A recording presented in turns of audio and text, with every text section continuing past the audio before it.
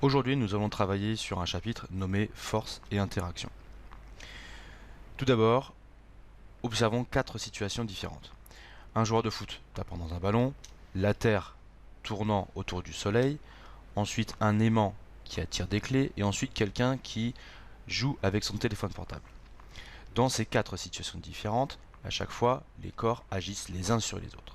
Ici, le joueur de foot tape dans le ballon et le met en mouvement. Ici, le Soleil attire la Terre et la met en mouvement. Ici, l'aimant attire les clés et donc la met en mouvement. Et là, les pouces exercent une pression sur le téléphone portable. Cela va nous permettre de définir 2 nouveaux termes qu'il va falloir connaître et utiliser. Lorsque 2 corps agissent l'un sur l'autre, on va dire qu'ils sont tous les deux en interaction.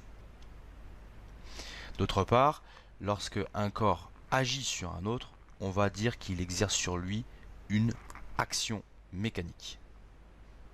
Prenons un exemple simple. Voilà un garçon tirant un chariot. On peut dire donc 2 choses simples. Le garçon et la ficelle sont en interaction et le garçon exerce une action mécanique sur la ficelle. On va classer à présent les actions mécaniques en 2 catégories différentes. Tout d'abord, les actions mécaniques qui sont dites de contact, où il y a un contact entre les 2 corps, et d'autre part, les actions mécaniques à distance, où il n'y a pas de contact entre les 2 corps. Voici donc 2 exemples d'actions mécaniques. Le mouvement de la Lune autour de la Terre, c'est bien une action mécanique à distance, il n'y a pas de contact entre la Lune et la Terre. Et à droite, l'action mécanique exercée par le vent sur la voile. Le vent s'engouffre dans la voile, donc il y a bien un contact entre l'air et la voile.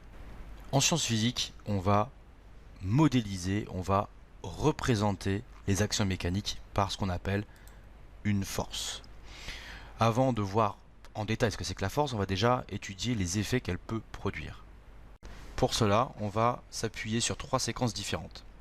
Première séquence, une force peut modifier la trajectoire. Comme on le voit ici, la bille est déviée par l'aimant.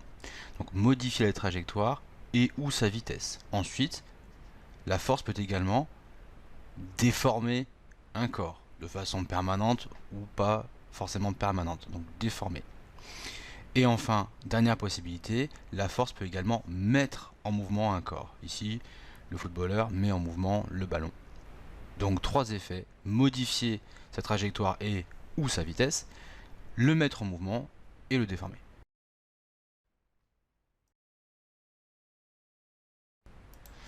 Voyons à présent comment on peut représenter une force. Pour cela, on va s'appuyer sur un exemple bien concret, celui d'un tir au handball.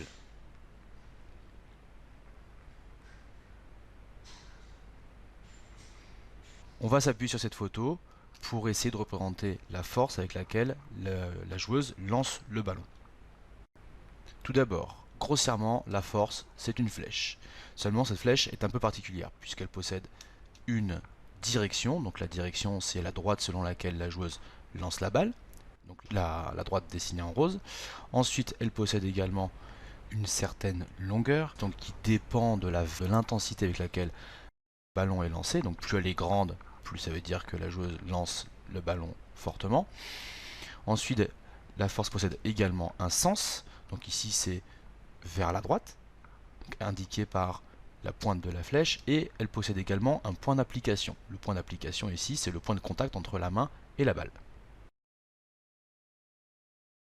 Ce qu'il va falloir retenir. Une force peut être représentée par une flèche qui possède un point d'application. Ce point d'application, c'est le point de contact entre les 2 corps qui interagissent. Cette flèche possède également une direction. La direction, c'est la droite selon laquelle la force est exercée. Elle possède également un sens. Le sens est indiqué par la pointe de la flèche, donc vers le haut, vers le bas, vers la gauche ou vers la droite, ou encore vers un point A.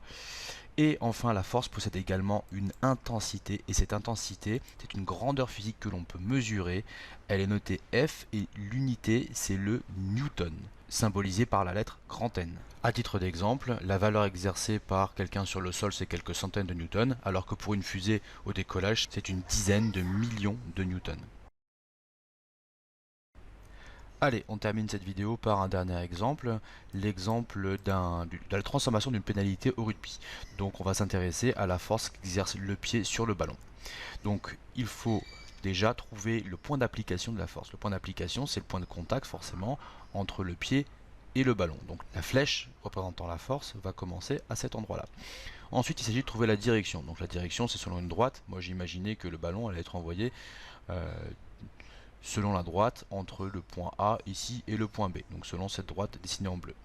Enfin, pour finir, le sens de la force, donc c'est forcément vers la droite. On n'a plus qu'à tracer la flèche représentant la force qu'exerce le pied sur le ballon, et ça va donner ceci.